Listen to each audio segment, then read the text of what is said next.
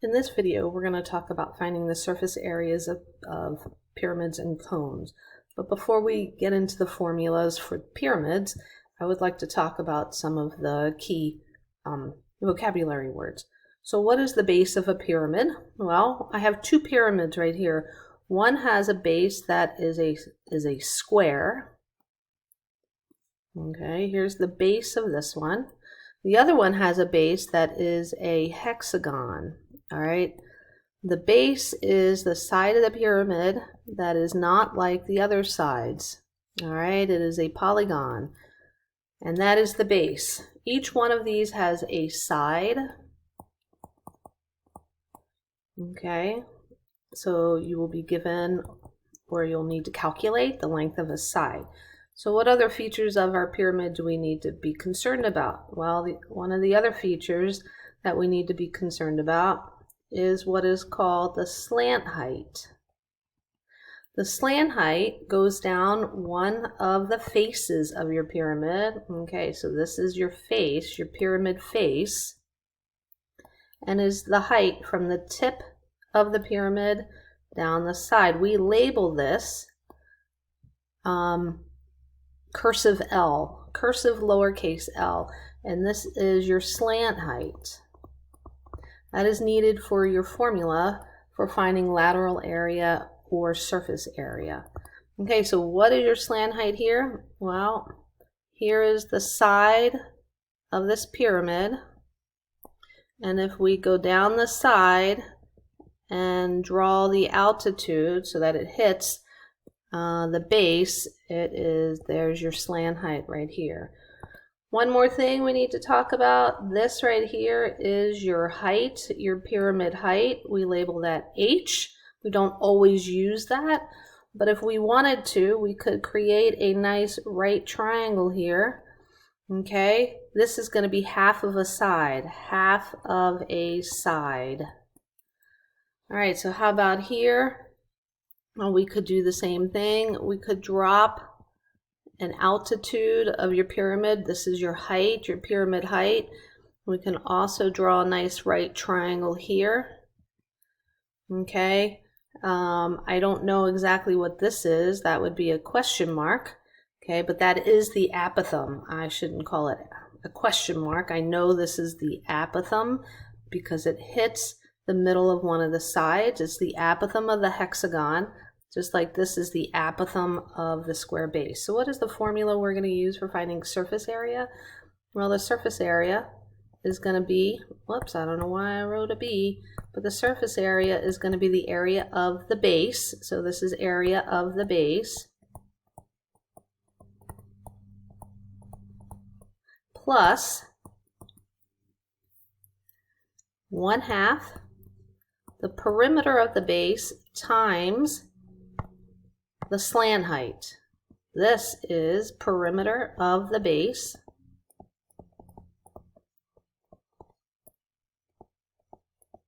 and this is your slant height. So you need three things in order to find your surface area. Okay, so this right here, this portion of the formula, that is your lateral area. So if you're asked to find the lateral area, you just need to calculate 1/2 the perimeter of your base times your slant height. So this is the formula we're going to be using when we're doing all of our examples. The next shape that we have is a cone. Our cone formula looks like surface area equals the area of the base of your cone plus pi r slant height. So what's your slant height? Well, your slant height is this. Slant height. This right here is your radius. That is your radius. And this piece right here is the height of your cone.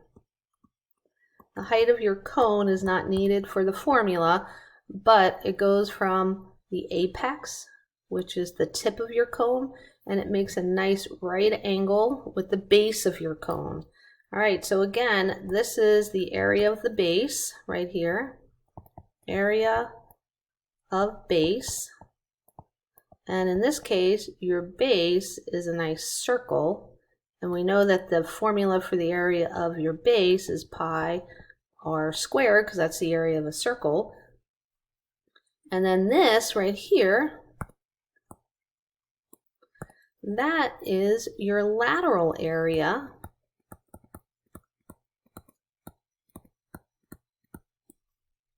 All right, so that's your lateral area. So if you're only asked to find the lateral area, we'll be using pi r slant height to find it. This again is your slant height, and this right here is the radius of the base. All right, so now that we have the definitions of the things we need for our pyramids and cones, and we have the formula, let's do a couple of examples. Okay, so first example, let's write that formula down. It is a pyramid, so I have the area of the base plus 1/2 times the perimeter of the base times the slant height. So my base in this case is a nice square. It's a nice square. So let's find the area of our base. The area of our base is going to be height times base, or width times length, or side squared, however you want to think about it. So that's 144 inches squared because it's area. What is the perimeter of our base? Well, each side of my base is 12 inches long, and I have 4 sides. So to calculate my perimeter, I have 4 sides times their length, which is 12 inches. So I have a perimeter of 48 inches. And now I need the slant height. Well, my slant height is given to me. My slant height is this side height right here, and it says it's 11 inches. So let's go ahead and calculate the lateral area. And remember, the lateral area is 1/2 the perimeter times the slant height. So 1/2, my perimeter of my base is 48 times my slant height. So that's going to be 1/2 of 48 is 24 times 11 is going to be 264 inches squared. And now if I wanted to find my surface area, I just need to add the area of my base to my lateral area. And I get, let's see, 408 inches squared. All right, let's move on to our next one. Again, I'm going to use the same formula. Okay, surface area equals base plus 1/2 perimeter times slant height. This time I have a hexagonal base. So how do I find the area of a hexagonal base? Well, if you remember, any polygon, we can use the formula 1/2 apothem times the perimeter of the base. So if we need perimeter of the base, let's go ahead and find the perimeter of the base. If each side of my base is 4 and I have 6 sides, I have a perimeter that's 24 meters. So I know my apothem. This is my apothem because it goes from the center of my regular hexagon and it makes a right angle with one of its sides. And they tell me that my apothem is 2 radical 3. So now I have all the information to calculate times the perimeter. So I get 24 radical 3 meters squared, and that's the area of my base. So what is my lateral area? Well, my lateral area is going to be 1/2 my perimeter times my slant height, and I was given my slant height. My slant height is 8 meters. Okay, so 1/2 times my perimeter, which is 24, times my slant height of 8. All right, so that is going to be 96 meters squared. And then to find my surface area, I just add the base, 24 radical 3, to my lateral area, 96. And they're not like terms, so that's my final answer. I don't have to do anything else. Okay, for this example, we're using the same formula, which is the area of the base plus 1/2 the perimeter of the base times the slant height. So I see my base. My base is a nice square again. It has a side of 12. So I know my base, the area of my base is side squared, or length times width, or height times base, whatever you want to call it. And I know that's 12 times 12 is 144 meters squared. I need the perimeter of my base. I have 4 sides, and each side is 12 meters long, so that's 48 meters for my perimeter. But if you see here, I am missing my slant height. I don't have my slant height. So how am I going to find this slant height? Well, they do give me the height of my pyramid. So what I could do is I could make a nice right angle here. I know one side. Let's draw it over here. One side, the side going up here, is the height, which is 6 meters. Okay, I know this slanted side is the slant height that I need.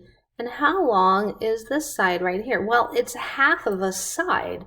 I know my side length is 12, so this is going to be 6. So when I find the area, or not the area, when I use Pythagorean's theorem, I get 6 squared plus 6 squared equals slant height squared. So my slant height equals the square root of 36 plus 36, which I know to be 6 radical 2. And if you need to do the math, you are more than welcome to do that. So my slant height is 6 radical 2 meters. And now I need to just apply my formulas. My lateral area will be 1/2 my perimeter, which is 48, times my slant height, which is going to be 144 radical 2 meters squared. And then my surface area is going to be my lateral area plus the base. And these are not like terms, so I am done finding that. Okay, so I'm going to put the rest of the examples on another video. So this is part 1. Make sure you watch part 2 to find the other examples that I would like to show you.